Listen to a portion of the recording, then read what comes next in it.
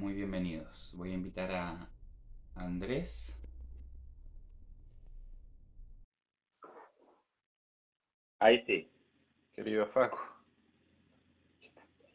estoy tratando de parar. Buenas tardes. Bien, ¿cómo estáis? Bien. ¿Se escucha bien? Porque me puse hoy los auriculares, a ver Eh, cómo funciona. vamos viendo, Ya. vamos viendo qué tal. Llegué recién, querido. Súper. Si nos pueden ahí confirmar si se escucha bien, buenísimo. Por suerte se le quedaron los lentes a Juanito. Yo todavía no voy por los míos. Juanito veo regio. Son- Súper. Bueno, ese es esa es la medida entonces. Esta es Súper la bien, media. dice Euge, gracias. Se escucha bien, gracias Martín. ¿Se cumplen cuántos años, Andrés? Hoy se cumplen, bueno, el congreso fue entre el 5 y el 8 de Wiesbaden, Ya. el año 32. El año 32. Y el año 33 se publica el texto Confusión de lenguajes o de lenguas entre niños y adultos. Por eso hoy día hacemos un homenaje. eh, Hacemos este homenaje con afecto, ¿no? También Sí, podríamos decir al padre de la psicoterapia moderna, sin lugar a sí. dudas. O sea, a mi entender es inapelablemente el padre de toda la psicoterapia moderna. O sea, un genio que con este legendario texto que vamos a revisar, Confusión de Lenguas, con un par de páginas le dio el puntapié inicial a lo que hoy podemos llamar la psicoterapia contemporánea. A todas y sin igual, es decir, a las psicoterapias humanistas, encontramos muchos elementos de él. La bioterapia, mi querido Facu, un trabajo muy profundo en torno al trabajo con el cuerpo, no sé si lo conoces, tú que eres experto en psicoterapia corporal. Ferenczi ya bastante antes de Wilhelm Reich y Alexander Lowen escribió un capítulo grande en Talasa, su obra magna, a mi entender, una obra de antropología y metafísica y psicoanálisis increíble. Podríamos decir que Ferenczi es el primer psicoterapeuta transpersonal y también el primer psicoanalista, el gran clínico del psicoanálisis. También Hay un texto encontramos, que, perdón, decía, para la introducción, ¿no? Un texto que nos ha entregado tanto, ¿no? Tanto a quienes estudiamos la psicología eh, y cómo ser mejores psicoterapeutas, ¿no? Un texto que, como tú bien dices, tiene muy pocas páginas, pero está lleno de un contenido excepcional. Eh, Hoy un poco lo releía de vuelta y se decía cómo en tan poco pudo abarcar tanto, ¿no? Y estar tan vigente esta información que uh, él desarrolla hoy más que en este nunca texto, está estar vigente. tan vigente. Sí, sí, sí. Hoy más que nunca está vigente, Facu. Pero bueno, Sin duda. vamos de a poco. Vamos por parte, dijo Jack el Destripador. Para quienes no conocen a este autor, vamos a decir que es un autor que nace en Budapest, húngaro, en 1873. Estamos hablando eh, hace bastante tiempo atrás. Eh, Sándor en realidad es el diminutivo en ese lugar de Alexander. Se llama Alexander Ferenczi o Ferenczi. Fue el quinto de 11 hermanos. Su padre vendía libros.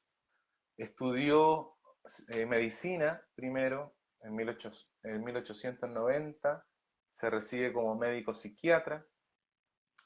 Fue una persona que recibió, así como para tirar algunas cosas sobre la mesa, para gente que no conoce nada de Sandon Ferenczi, fue el primer gran terapeuta de casos difíciles. Trabajaba con pacientes con sufrimientos físicos, psíquicos, prostitutas, homosexuales. Incluso fue el primer psiquiatra que participó en un comité de defensa eh, para los homosexuales perseguidos, ¿no? Con otros médicos alemanes también. Es un dato muy interesante, ¿no? Después vamos a ver su conexión con la psicoterapia humanista. Vamos a decir que el padre de la psicoterapia humanista, ¿no? El relato oficial dice que es Rogers y Maslow, ¿no? Pero vamos a ver cómo a través de Clara Thompson, una paciente que fue paciente de Ferenczi y después en Estados Unidos dio estas ideas a Harry Stack Sullivan, por ejemplo, un gran psicoterapeuta norteamericano, homosexual también, que escribe un tratado muy interesante sobre la homosexualidad. Amigo de Michael Balin también, ¿no? Cómo Ferenczi dejó sus semillas en el futuro psicoterapias humanistas, ¿no? Por eso encontramos, por ejemplo, la técnica La silla vacía de Peirce, la encontramos en las obras completas de Ferenczi, que se tradujeron hace poco, a fines de los 80. Las técnicas de encuentro de Carl Rogers las encontramos también en los trabajos de Ferenczi.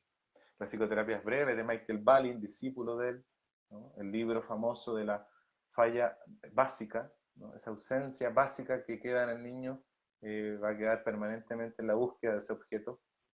En las terapias existenciales de Viktor Frankl y después todas las distintas escuelas, en el psicodrama de Jacob Moreno, encontramos las técnicas activas. O sea, Ferenczi es un monstruo, por eso yo digo, Un abuelo. con Un mucha abuelo, me gusta responsabilidad, decirlo, ¿no? es el abuelo de la psicoterapia moderna.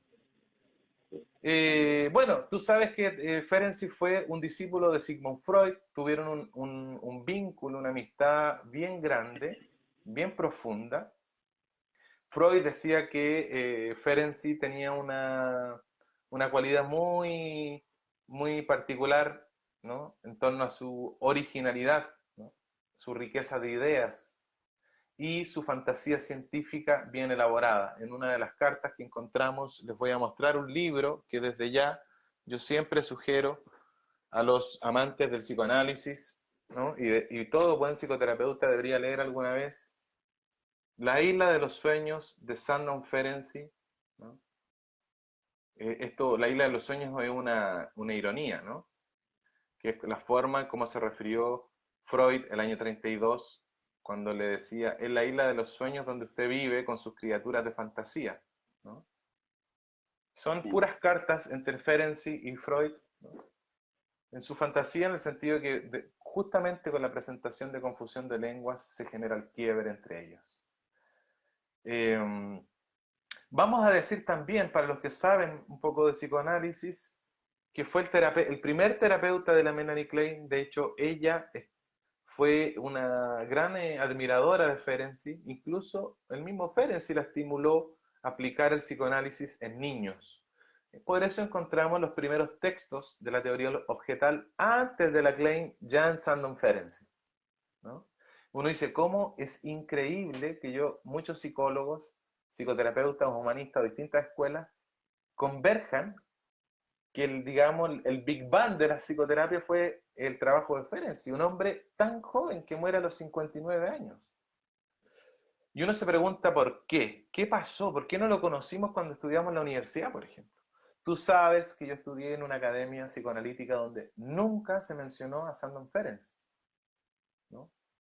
Yo lo cité en mi tesina de Lacan y me fue muy mal, ¿no? Parece que hablar de Ferenczi era como hablar del diablo. Por fortuna después conocí IARP, ¿no? Nuestros amigos de IARP, donde tuve la posibilidad de formarme con el psicoanálisis relacional, y ahí sí se abraza el trabajo de Ferenczi. ¿Qué es lo que pasó?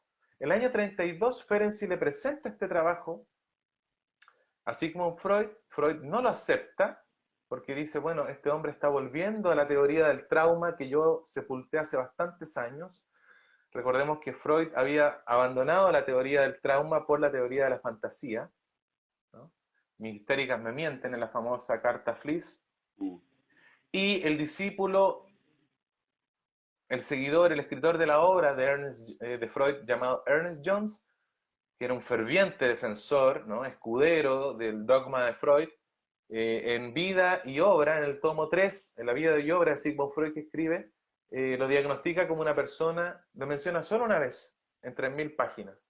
Ferenczi era una persona cercana a Freud, con un tipo de desarrollo paranoide, con delirios e impulsos homicidas al final de su vida. Por eso, el trabajo de Ferenczi desaparece en el año 1933, cuando se presenta Confusión de Lenguas, desaparece por largos 50 y 60 años, ¿no? Mientras se desarrolla toda la historia de la psicoterapia, y recién se vienen a traducir a comienzos de los 90 sus obras, ¿no? Ahí está el meollo del asunto. Entonces, vamos por parte. Ferenczi, el año 1908, se hace amigo de Freud, fue analizado por Freud, ingresó a la sociedad analítica, incluso llegó a ser llamado el hijo predilecto, más que Jung, ¿no? Que el mito cuenta de que el amorío entre Jung y Freud, y en realidad Ferenczi era su hijo predilecto. Incluso, para los jungianos que no sabían, Freud escribe explícitamente en este libro, hay una carta donde le dice directamente que él quería que fuera su yerno, ¿no? Incluso, como ustedes bien saben, fue miembro del comité secreto de los 7 anillos. Acuérdense que Freud usaba un anillo y 7 de sus discípulos más cercanos portaban un anillo y se juntaban un día particular a hacer filosofar sobre la vida y hablar sobre cosas profundas. Entonces, bueno, fue un hombre también casado con Gisela, tuvo 2 hijos, se casó con ella. Después Freud lo quería tanto que lo invitó a inaugurar la Asociación Psicoanalítica Internacional, que dicho sea de paso, Ferenczi se negó. Vamos a decir que, a mi entender, Ferenczi como clínico era una persona que poseía una agudeza profunda en su criterio, tremendamente sensible, tremendamente empático. Fue la primera persona que pone sobre la mesa la dimensión afectiva, o sea, ya no solo el cuerpo, como mencionamos al principio, sino la afectividad en la clínica. Algo totalmente nuevo para la época. Y vamos a decir también que Ferenczi fue el primero en resistir firmemente y con mucho cariño y respeto al dogma del maestro Freud, ¿no? Sí, sí, sí. Incluso se me venía a la conciencia como una carta que le escribe Freud a Ferenczi, donde dice algo así como eh, eh, mis seguidores, ¿no? Se volvieron más dogmáticos de lo que yo esperaba, ¿no? Y algún día estas técnicas deberán ser revisadas, ¿no? Y él toma esto, yo creo, ¿no? Como una inspiración después para desarrollar lo que va a ser la técnica activa, el sentar de frente al paciente, ¿no? Poder observar su cuerpo, su movimiento, ¿no? Lo implícito, lo no verbal. Bien interesante como un revolucionario, ¿no? Como también luego él lo llevó a su vida cotidiana en esto del activismo que nombrabas al principio, ¿no? Eh, Eso es bien interesante. Sí. Encontré una carta de Ferenczi de los años 30, muy interesante, inédita, ¿no? A mí me conmovió mucho en torno, pongan atención, ¿no? Porque aquí se genera el quiebre más importante en la historia de la psicoterapia. Valdría la pena rebuscar en mis notas de 1908, decía él, ¿no? Mirando en retrospectiva. Mi entusiasmo, mi depresión, cuando estaba descuidado de mí mismo, aunque fuera un solo día, mi inhibición absoluta para hablar en su presencia, está hablando de Freud, hasta que él hubiera abordado un tema.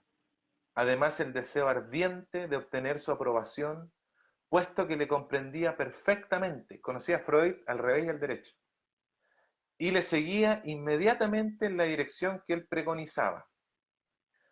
Todo esto me designa como un hijo enceguecido y dependiente. Ha debido sentirse muy cómodo él en ese papel. Podía dejarse ir en sus fantasías teóricas, sin sentirse perturbado por la contradicción, y utilizar el acuerdo entusiasta de su alumno joven deslumbrado para acrecentar su propia seguridad. Qué prodigioso que se sepa esto, dice Ferenczi. En este reconocimiento apreciativo percibo una duda escondida. es solo un deslumbramiento, pero no una convicción lógica, es decir, una adoración solamente y no un juicio independiente lo que me hacía seguirle. mm, Las ventajas de esta forma ciega de seguirle eran pertenecer a un grupo distinguido, garantizado por la presencia del rey, Freud, y por ello la dignidad del mariscal en jefe, ¿no? Y dicho sea de paso, el fantasma del príncipe heredero, de él ser el príncipe heredero. Y número dos, se aprendía de él cosas que volvían en la vida y el trabajo más cómodos, ¿no? O sea, ya mm, estamos viendo cómo Ferenczi descubre una especie de relación de sometimiento y una especie de subyugación enceguecida, ¿no? Sin desconocer su admiración por él. Pero había algo que ya estaba siendo corrosivo. mm. Ok, ¿por qué vamos a hablar de Ferenczi hoy? ¿No? Que muere el 24 de mayo de 1933, como dijimos, después del quiebre con Freud, se vino una enfermedad a la sangre, un síndrome neuroanémico, una mielitis ascendente fulminante que lo fusila, ¿no? Igual que Jung. Pareciera que Freud tenía un poder metafísico que persona que quebraba con él se iba a la cresta. En los trabajos de la contratransferencia, ¿no?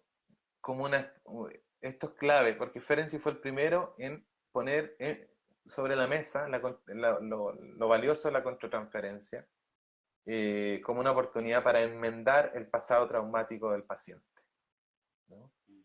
Entonces, ahí es cuando Freud se enoja brutalmente y termina expulsando a Ferenczi de su vida, ¿ya? Entonces, ¿qué De vamos alguna a decir? manera, Sí, sí, te iba a decir, André, que de alguna manera también, ¿no? Poniéndonos en la posición de Freud, a leer, por ejemplo, este pequeño texto, eh, impactante en el sentido de que el texto de alguna manera también, es la narrativa que Ferenczi ahí plantea, ¿no? De alguna manera le devuelve, ¿no? Un poder al paciente, ¿no? sí, También, ¿no? exacto. Baja el Porque analista, ¿no? Exacto. Que nunca debería haber, un poder que nunca debería haberse quitado, ¿no? Para el crecimiento, ¿no? de Pero ahí vamos para hecho, allá. Ujú. tenéis razón, pues, justo Freud escribe en el año 1932 en su propio diario, que después salió a la luz, dice, Ferenczi ha regresado totalmente a los puntos de vista teológicos que yo creía y abandoné hace 35 años, sobre cómo los traumas sexuales graves en la infancia son causas habituales de neurosis. Había escrito Freud. Sin embargo, opinaba Freud que la aproximación de Ferenczi no representaba lo que él estaba postulando actualmente en su teoría de la fantasía, ¿no? Entonces, cuando Ferenczi le presenta el trabajo de confusión de lenguas para presentar en Wiesbaden en el año 32, Freud sintió que Ferenczi resucitaba la teoría de la seducción que él había abandonado varias temporadas atrás, la seducción en pos de la fantasía, ¿no? Freud decía que la persona fantaseaba, Freud no podía aceptar que hubieran tantos casos de, ¿no? Por el tema de, eh, no sé, la época victoriana, que hubieran tantos casos de abuso sexual, Freud llegó a pensar que era una fantasía, por eso la carta Fliss le pone mis histéricas me mienten. Entonces, para Freud todas estas cosas eran fantasías que no eran verificables objetivamente y con toda seguridad eran originadas por una fantasía. Y aquí él escribe que pensaba que su amigo, ex amigo ya, estaba haciendo una regresión absurda, afirmaciones que ya él había superado.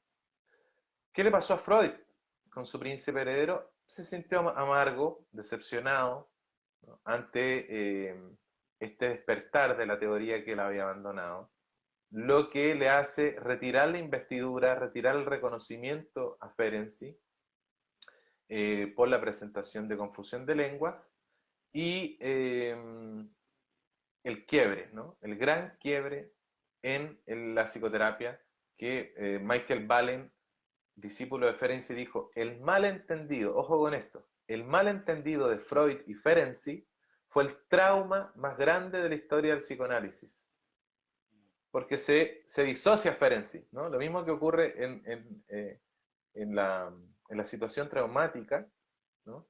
Que la parte importante, ¿no? Al colapsar es escindida, es separada, ¿no? Entonces Ferenczi fue escindido, ¿no? Y hoy lo estamos trayendo de vuelta, ¿no? Lo estamos trayendo de vuelta. Entonces vamos a decir que Ferenczi ya venía escribiendo previamente en un artículo un poco antes de Confusión de Lenguas, el niño no bienvenido y su impulso de muerte, ¿no? Que él le llamaba la neurosis de frustración, y él decía que lo traumático no consistía solamente en la vivencia de eventos abruptos, sino en la desiderativa parental, es decir, la no investidura. O sea, los padres, cuando no quieren o no desean al niño, esto va a ser generador, lo que Balin tomó la falla básica después, ¿no? Va a ser generador de patologías, ¿no? O aflicciones psicosomáticas y en algunos casos psicosis y muerte. Es decir, la ausencia, el no cariño, la no presencia, lo que vimos, la madre muerta, va a generar en el niño padecimiento psíquico. La no investidura, acuérdense los que vieron el capítulo de la madre muerta de André Green. Y en este texto ya empieza a hacer alusiones a lo que él le llama la mente aloplástica, es decir, la defensa psíquica que hace la mente del niño. Primero, aquí ya hace, esto es muy importante, Facu, y a los amigos que están viendo, él habla por primera vez, antes de la Ana Freud, de la identificación con el agresor, es decir, el infans, el niño, ante la amenaza de la pérdida del mundo que lo protege externamente, y ante la incapacidad de su pequeño self de hacer frente a esta situación que lo supera, ante la incapacidad de hacerle frente o de escapar, hace desaparecer su self, lo pulveriza, dice Ferenczi. Y una parte, de esa parte que se va, desaparece, él le llama, que después le va a llamar el mecanismo orfa, ¿no? Por eso digo que el primer terapeuta transpersonal, dice que esa parte se va a lugares mítico-poéticos, a lugares celestiales, ¿no? A un mundo espiritual. Y planta aquí el primer ensayo sobre la disociación. Es decir, una parte se disocia del presente, ¿no? Y se convierte en lo que le da más miedo. Hay una parte aloplástica que se va y se confunde, se mezcla con el abusador.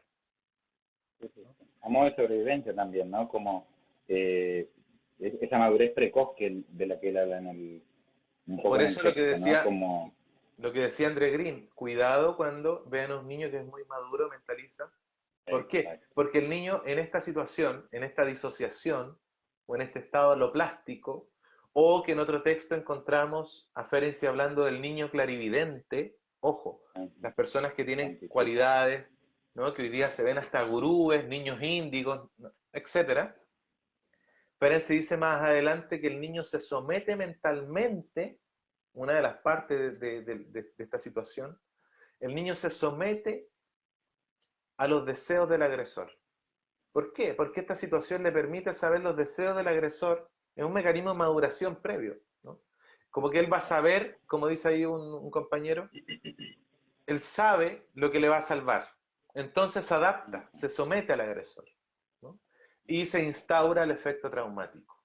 Es decir, el niño confuso, inocente y culpable a la vez, le intenta transmitir al otro adulto, pero este no soporta la explicación, la minimiza, la niega, la desmiente, ¿no? La retirada narcisista. Por eso dice Ferenczi en Reflexiones sobre el traumatismo: se someterán como autómatas a la voluntad del agresor para adivinar cada uno de sus deseos y gratificarlos. Completamente olvidados de sí mismos, se identifican con el agresor. La personalidad débil y poco desarrollada reacciona al displacer súbito no con defensas, porque aún no tiene mecanismos de defensa del yo, sino con una identificación guiada por la ansiedad y por la introyección de la persona amenazante, ¿no? Es decir, van a ocurrir varios fenómenos acá que vamos a ir explicando después de a poco, ¿no? Empecemos, André, como, si te parece, ¿por qué confusión de lengua? ¿No? A qué se refiere con este nombre Ferenczi? ¿Por qué lo define así? ¿No? Sí, bueno, lo que pasa es que Ferenczi, para él, el trauma no fue una fantasía. Para Ferenczi el trauma es un evento real. Tuvo lugar en un lugar concreto. Y lo que ocurre es que hay pasos en esta, podríamos decir, en esta consecución de confusiones.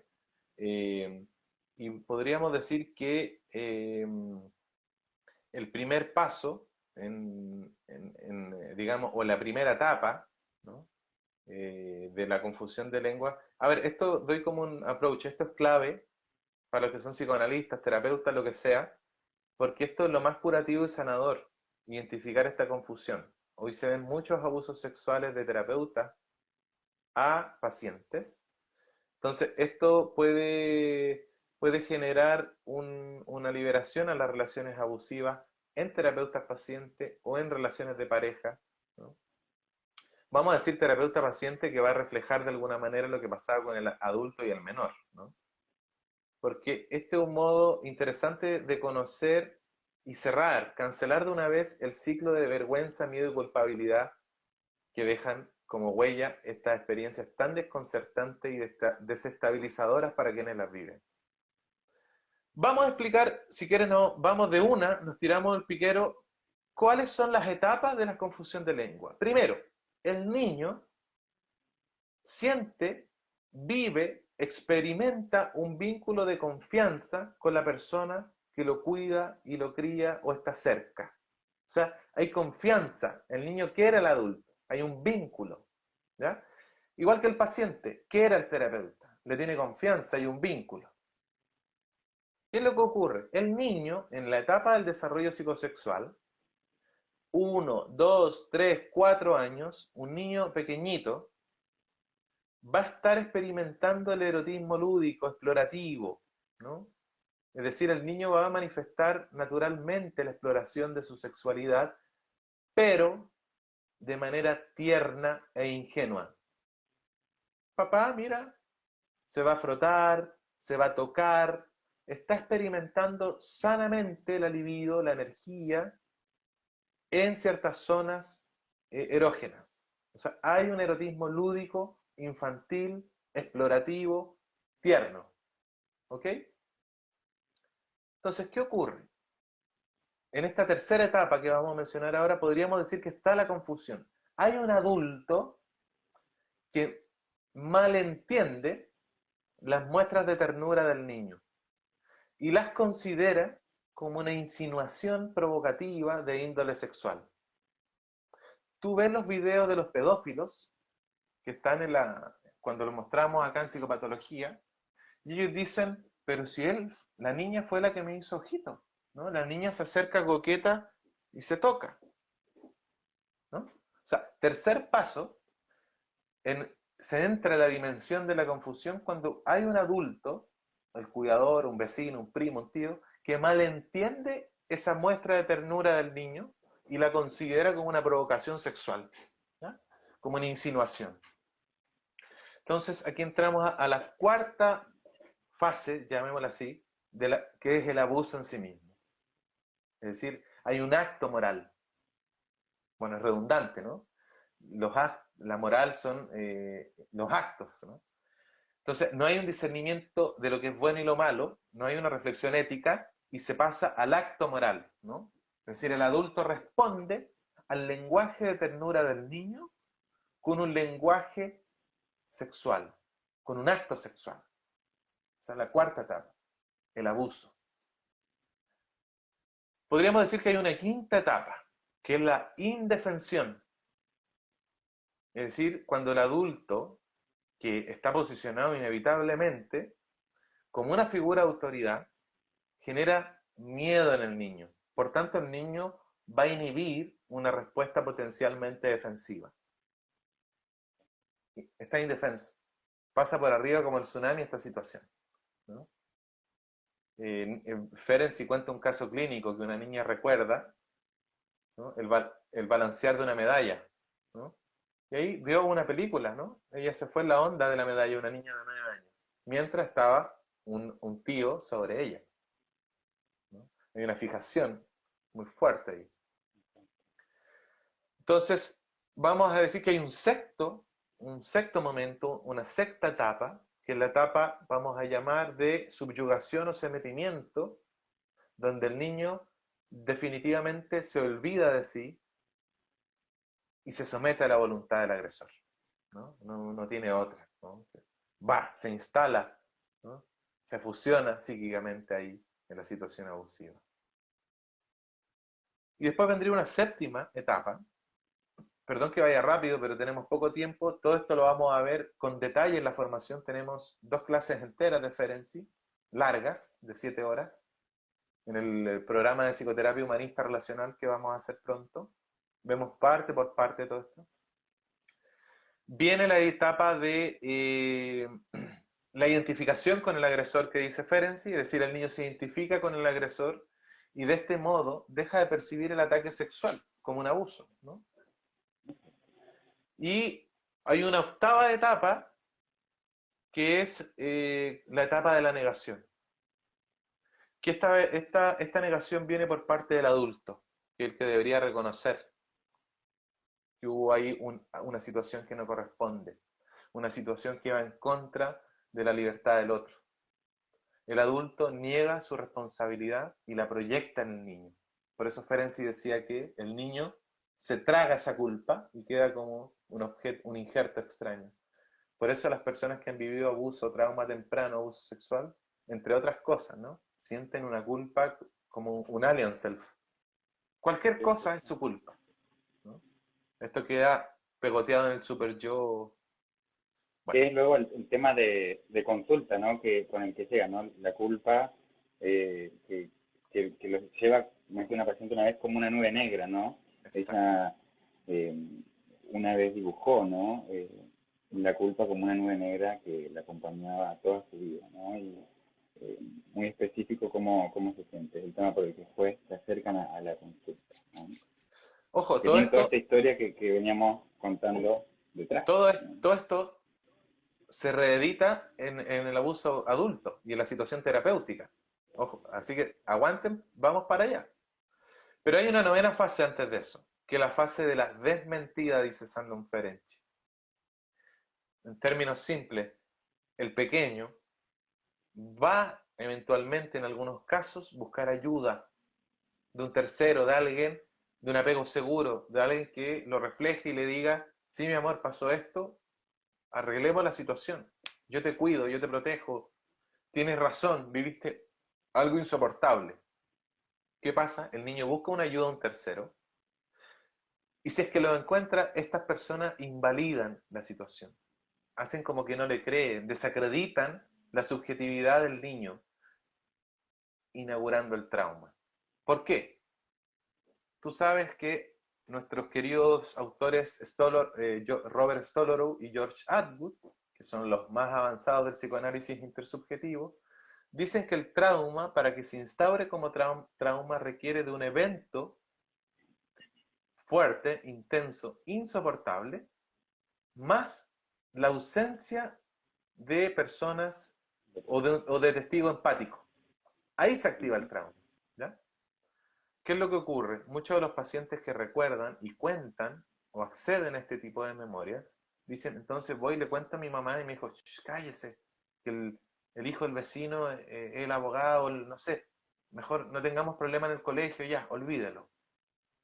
Que es la fase donde se instaura el trauma, la desmentida. Y digamos, la última etapa, podríamos decir que la número 10, es cuando el niño se siente culpable de la situación del abuso y asume otra cosa que tienen las personas con trauma, casi injertado en la psique, que es la culpa. Es decir, en el inconsciente asume que merece ser castigado. ¿no? La sensación permanente de culpa. Por eso esto a veces se desliza después con relaciones sadomasoquistas, ¿no? A gente que le gusta que donde no hay intersubjetividad, donde el otro me tiene que... y gozo con el deseo del otro. Entonces, un adulto cada vez que actualice ese tipo de prácticas, lo que está haciendo es fortaleciendo el espíritu del abuso. Entonces, la forma de trabajarlo es hoy tener relaciones intersubjetivas de respeto mutuo. Lo último que ocurre en la etapa número 10 es que ante la culpa y esta sensación de que merezco ser castigado, el niño queda imposibilitado, queda congelado su desarrollo psicoafectivo, queda bloqueado. Entonces son personas que, como dice Wilfred Bion, ante la posibilidad de conectar con alguien, cuando sienten que están conectando realmente con alguien, por primera vez, está todo muy lindo, estoy feliz, es lo que siempre me imaginé, pero desbloquean, desconectan. Bion llama la desconexión al conectar, ¿no? Y un analista, decía Ferenczi, tiene que ver en la configuración corporal, ¿no?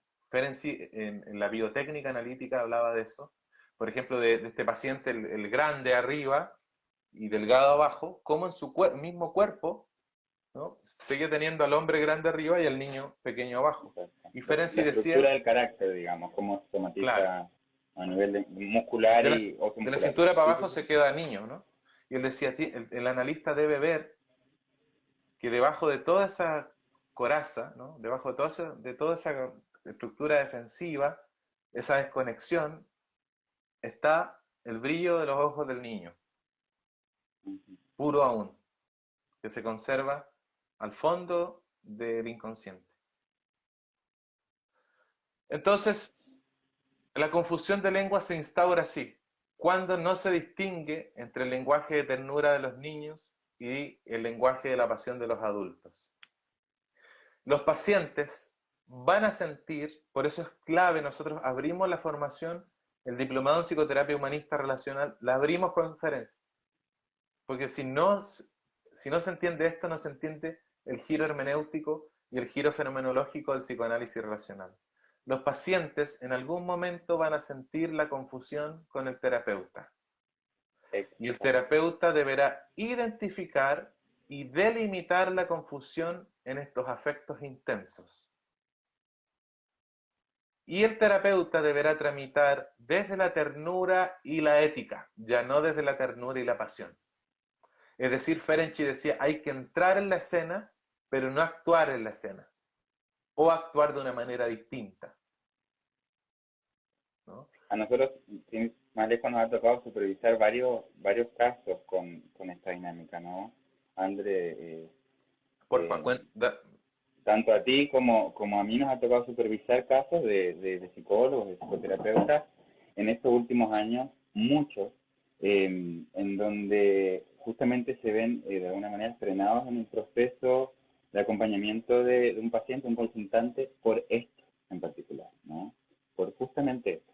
Muchos que tristemente, digamos, han llegado en las peores condiciones, ¿no? Como realmente llevando la confusión a la acción, ¿sí?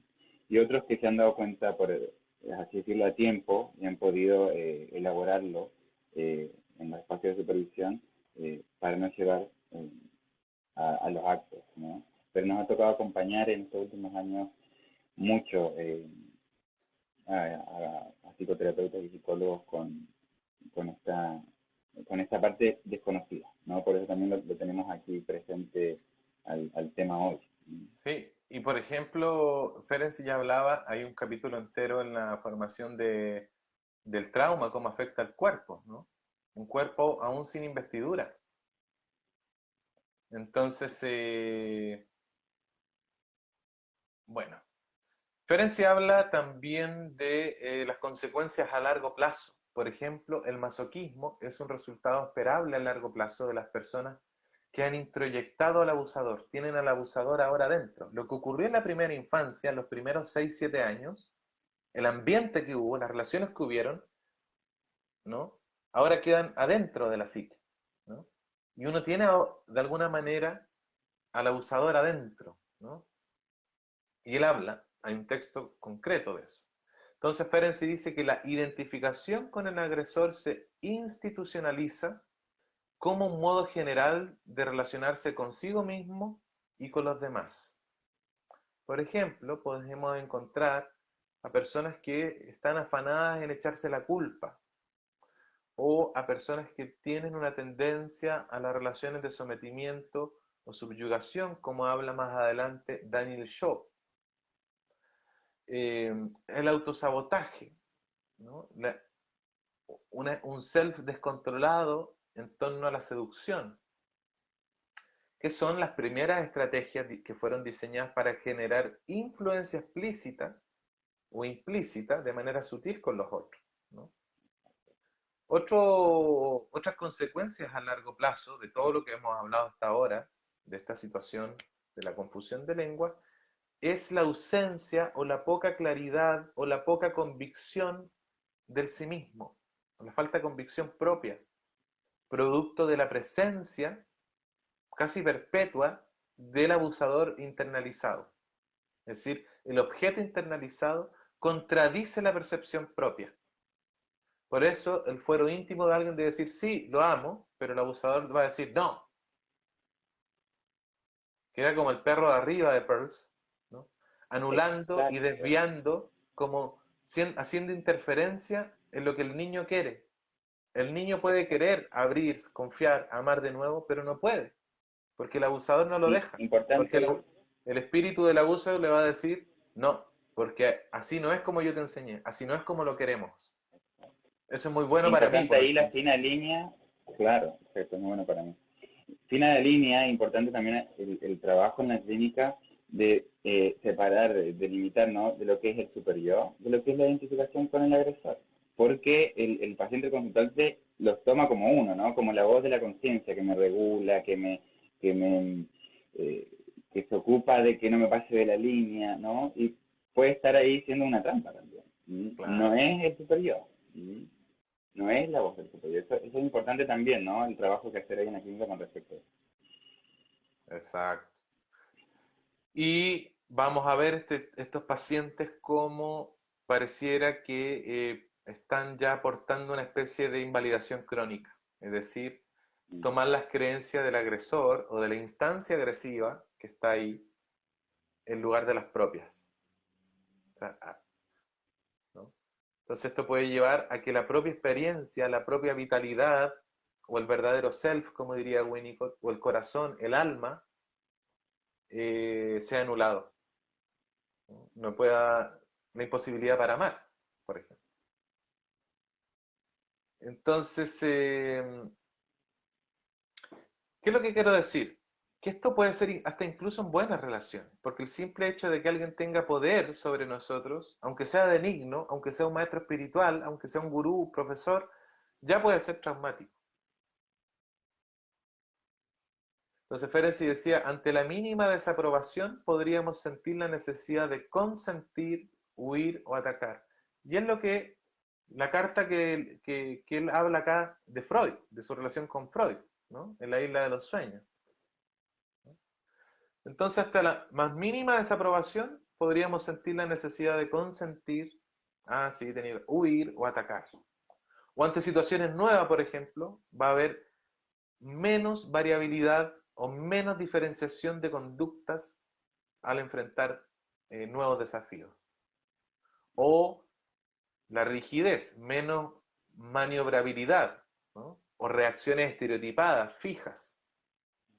La sobrefocalización, ¿no? Claro, Como falta de perspectiva, ¿no? De ver posibilidades del juego, ¿no? Se pierde un poco el juego porque hubo un niño que tuvo que madurar precozmente, ¿no? Y se pierde la capacidad del juego, del explorar, del probar nuevas alternativas, ¿no? Exacto. Menos maniobrabilidad, Se pierde lo lúdico. maniobras fijas, y uno no discierne contextos o situaciones particulares, ¿no?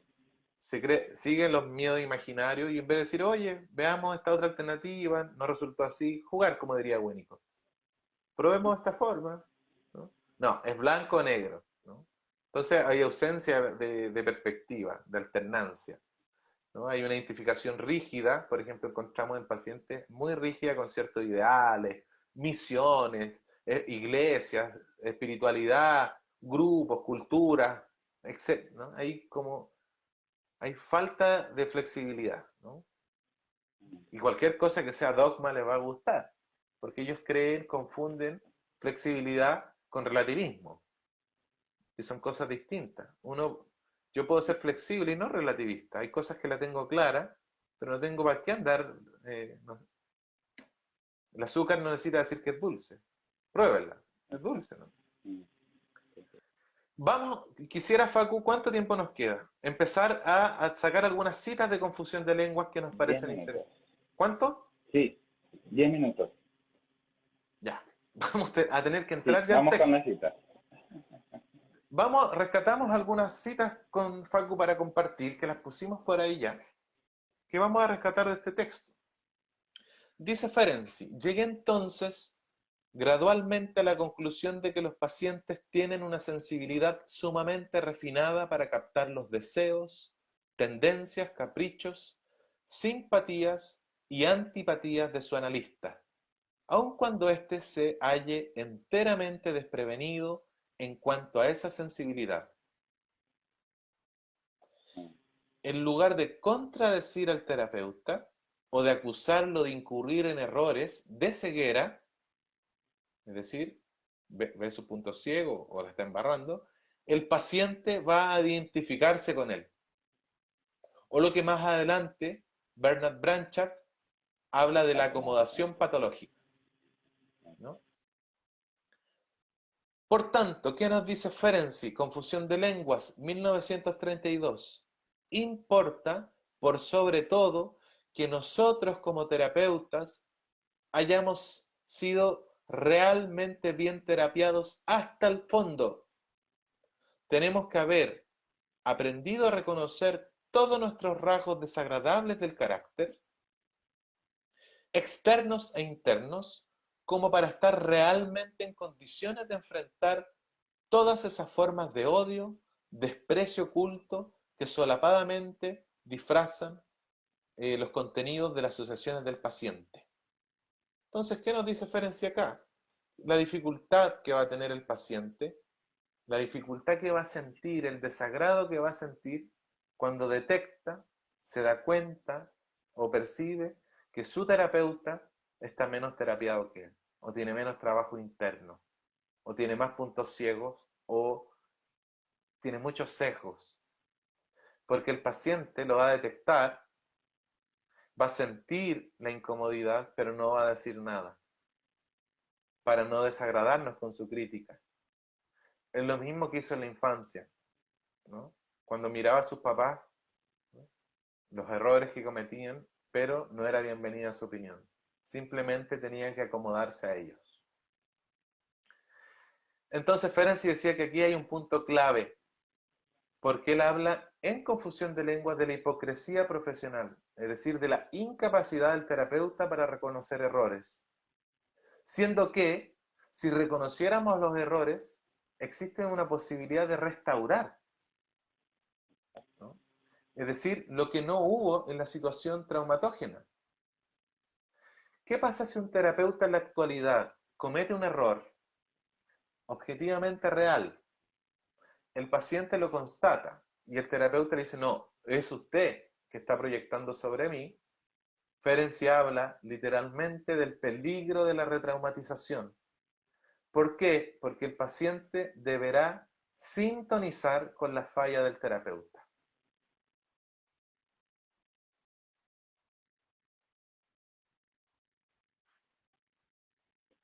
Eso era un poco lo que a lo que me refería cuando decía que en este texto le devuelve ser en sí, ¿no?, el poder al paciente. Sí. Que sabe, que se anticipa, que conoce, que es igual de sabio. Eh, vuelve a esta relación también, que también es simétrica, ¿no? Sí. Entonces, ¿qué vamos a decir? Las consecuencias inmediatas, luego de una experiencia traumática, dice Ferenczi, es la angustia.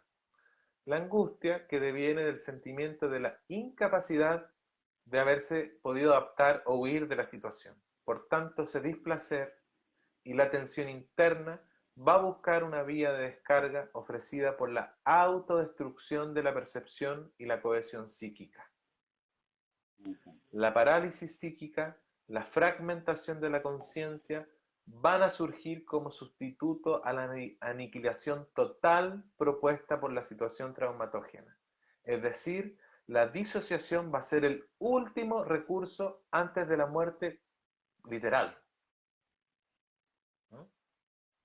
Entonces, la angustia por la pérdida del sentimiento de sí mismo, la pérdida de la experiencia del ser, la continuidad del ser. Por eso la sensación de futilidad que hablan los otros autores.